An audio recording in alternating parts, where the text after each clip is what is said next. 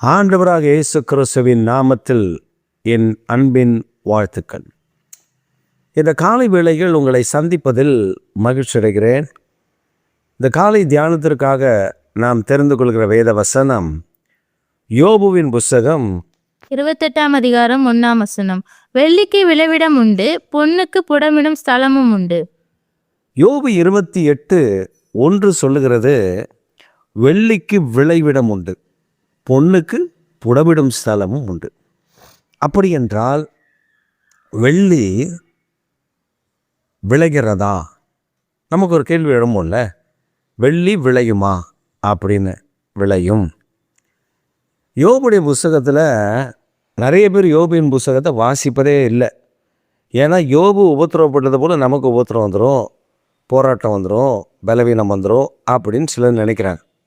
ஆனால் யோபுவின் புஸ்தகத்தில் இருக்கிற நிறைய சரித்திர மறைப்பொருள்கள் அதில் நிறைய இருக்குது. அதில் யோபு ஒரு இடத்துல சொல்லும்பொழுது சொல்கிறாரு, மின்னல்களை கூப்பிடுவேன், அது இதோ இருக்கிறேன் என்று எனக்கு பதில் கொடுக்கும். ஸோ நம்ம பார்க்குற மின்னல் சில செகண்ட்ஸ் அடிச்சுட்டு போயிடும். ஆனால் ஆண்டவர் சொல்கிறார், அதை கூப்பிடுவேன், அது எனக்கு மறு உத்தரவு தரும், நான் இருக்கிறேன், இதோ இங்கே தான் இருக்கேன் அப்படின்னு சொல்லும். காற்றுக்கு பேர் வைக்கிறார், பெகமோத்தை குறித்து சொல்லுகிறார்.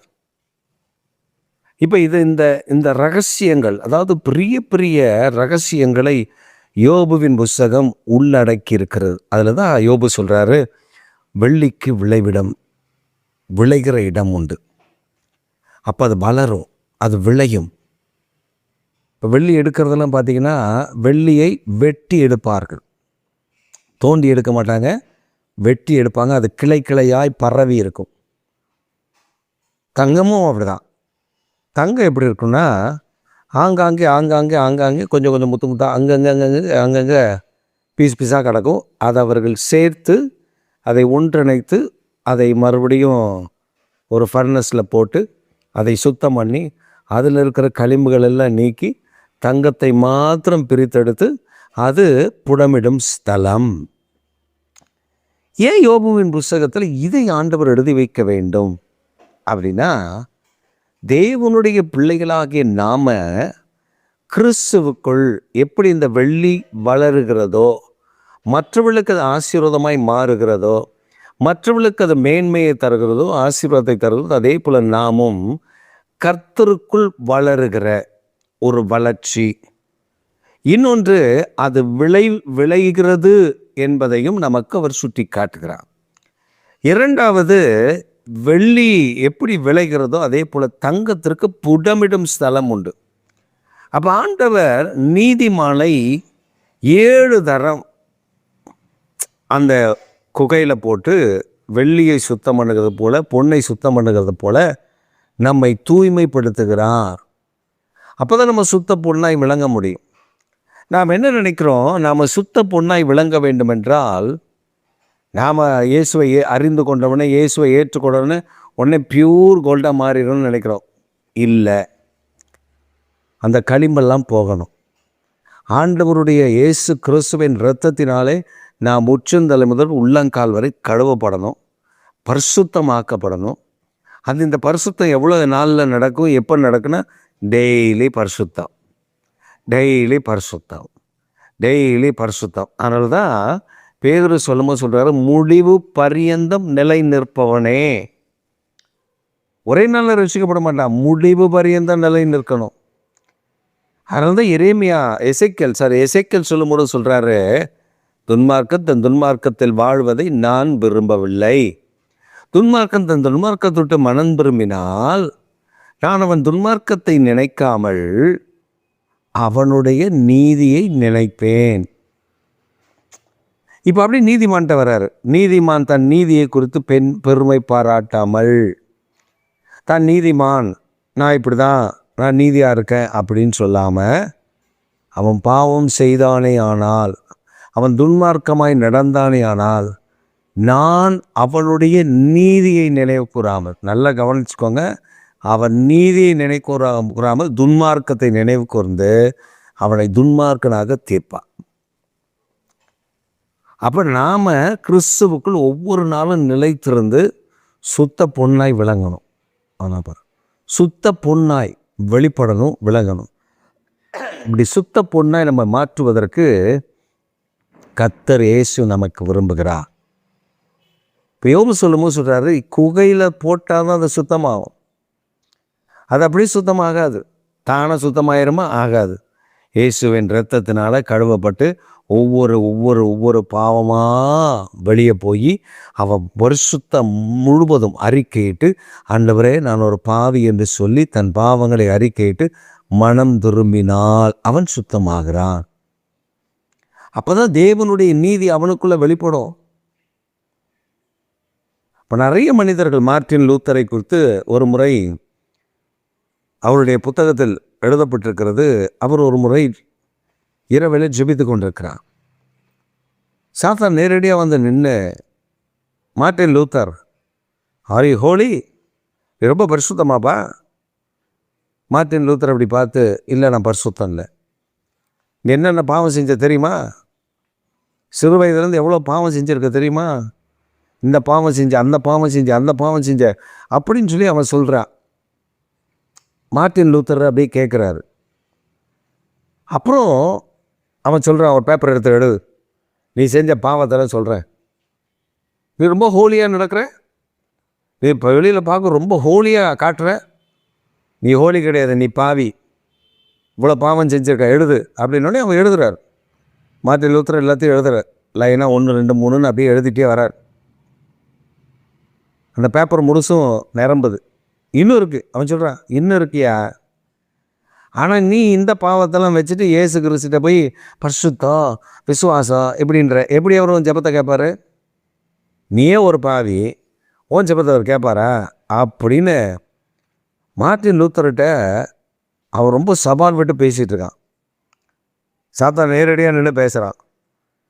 அப்போ மார்ட்டின் லூத்தரை அப்படி திரும்பி பார்த்துட்டு சொன்னார், சாத்தானே இங்கே வா, இந்த பாவம் நான் தான் செஞ்சேன், சின்னதில் நான் செஞ்சேன், இப்போ நீ சொன்னல அது வரல நான் செஞ்சேன், அதுக்கப்புறமும் நிறைய பாவங்கள் இருக்குது.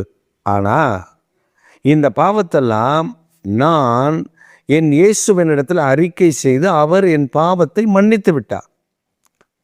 அதற்கு அடையாளமாக தான் சொல்லிக்கிட்டே அங்கே டேபிளில் அவங்க அந்த காலத்தில் இங்கு தான் வச்சுருப்பாங்க, இங்கு பயன்படுத்துவாங்க. அதில் அந்த இறகை தொட்டு, புறாவுடைய இறகோ ஏதோ ஒரு இறகை தொட்டு அதில் தான் எழுதுவாங்க, கடிதங்கள் எல்லாம் எழுதுறது. அப்போ அந்த டேபிளில் 3 இங்க் இருக்குது. நீலம் இருக்குது, சிகப்பு இருக்குது, பச்சை இருக்குது. அவர் அந்த சிகப்பு இங்கை எடுத்து அந்த பேப்பரில் ஊற்றி அப்படி அந்த பேப்பரை நினச்சி சாசை பார்த்து சொன்னாராம், என் பாவங்கள் இருந்துச்சு, இயேசுவின் ரத்தம் அதை கழுவிடுச்சு. நீ என்னை குற்றலாம் படுத்த முடியாது, ஏன்னா இயேசுவின் ரத்தம் என் பாவங்களை கழுவி என்னை நீதிமானாய் ஆக்கியிருக்குதுன்னு சொன்னது தான். அவன் பயங்கர கோபத்தோட விருட்டுன்னு போயிட்டான். இந்த காலை வேளையில் சுத்திகரிக்கிற நம்முடைய தேவன் நம்முடைய குறைவுகளை சுத்திகரிக்கிற நம்ம போய் ஒருத்தர் அப்படி தான் பிசாசு ஓட்டும் போது அவர் ஓட்டுறாரு, இயேசுவின் நாமத்தில் போ அப்படின்னு அது சொல்லுது. ஏய், உன்னை தெரியாத எனக்கு போன்ற அவர் சொல்கிறாரு, பாய மூடு, இயேசுவின் நாமத்தில் போனோடனே அது சொல்லுது, நிறுத்து, நீ ஹோலியா? உடனே சொல்கிறேன், நான் ஆண்டோட ரத்தத்தில் இந்த பார், இந்த கதையெல்லாம் என்கிட்ட சொல்லாத, வெளியில் சொல்லு, ஜனங்க ஏமாறுவாங்க, என்கிட்ட சொல்லாத, நான் ஏமாற மாட்டேன். இப்போ தான் பீடி குடிச்சிட்டு மீதி பீடியை பாக்கெட்டில் வச்சுருக்கு, எடுறா பாக்கெட்டில் இருந்து பீடியை அப்படின்னா தான் மனுஷன் ஒரே ஓட்டமாக அங்கேருந்து ஓடிட்டார். அது சொல்லுது, உன் பாக்கெட்டில் பீடி வச்சுருக்கடா, நீ என்ன ஓட்டுறியா? பாவத்தோடு பிசாசை எதிர்த்து நிற்க முடியாது, பரிசுத்தத்தோடு எதிர்த்து நிற்க முடியும். அதுக்கு தான் புடமிடப்படுதல், அதுக்கு தான் நம்ம புடமிடப்படணும். தங்கத்தை போல மின்னணும். அவனுக்கு தங்கத்தை போல மின்ன நம்ம மேலே ஒரு நோக்கம் வரும். இவன் என்ன மின்றான்? அவனை அதைரியப்படுத்தணுமே, விசுவாசத்தை குறைவுபடுத்தணுமே, அவனுடைய விசைத்தை குலைக்கணுமே அப்படின்னு வருவான். ஆனால் அவனுக்கு ஜெயிக்கிறது இங்கே ஒரு இடமும் கிடையாது. அந்த மின்ற தங்கத்தை அவன் அழிக்க நினைப்பான், அதை அதை கரைப்படுத்த நினைப்பான். ஆனால் அவனால் கரைப்படுத்த முடியாது. ஏன்னா இயேசுவின் இரத்தத்துக்குள்ளே இருக்கிறோம், அவரை மெய்ப்பனாக அறிந்திருக்கிறோம். அதனால தான் யோவான் 10வது அதிகாரத்தில் 37, 38 சொல்லுகிறது, நான் அவர்களுக்கு நித்திய ஜீவனை தருவேன், என் சத்தத்தை அவர்கள் கேட்பார்கள், அந்த சத்தத்தை கேட்டு அவர்கள் நடப்பார்கள், என் வார்த்தைக்கு கீழ்ப்படியார்கள், அதனால் நான் அவர்களுக்கு நித்திய ஜீவனை தருவேன், அவர்களுக்கு எந்த தீங்கும் வராமல் பாதுகாப்பை, என் கரத்திலிருந்து அவர்களை யாரும் பறித்து விட முடியாது. இதான் வாக்குத்தத்தம். அப்போ தேவனுடைய சமூகத்தில் நாம் நம்மை பரிசுத்தப்படுத்த ஒப்பு கொடுத்து, அப்போ நான் பரிசுத்தமாகனா என்ன பண்ணணும்? ஒன்றும் பண்ண வேணாம்.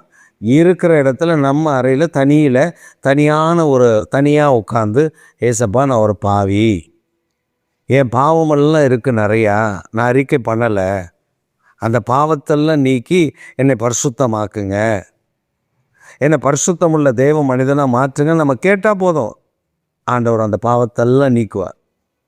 வாயத்திலிருந்து கேட்டால் போதுமா? போதும். அறிக்கையிட்டால், வேதாந்தம் சொல்லுகிறது, தன் பாவங்களை மறைக்கிறவன் வாழ்வடைய மாட்டான், அவைகளை அறிக்கை செய்து விட்டு விடுங்கிறவன் தேவனிடத்தில் இரக்கம் பெறுவான். அப்போ நம்ம இரக்கம் பெறணும்னா பாவத்தை அறிக்கை செய்து விட்டுறணும்.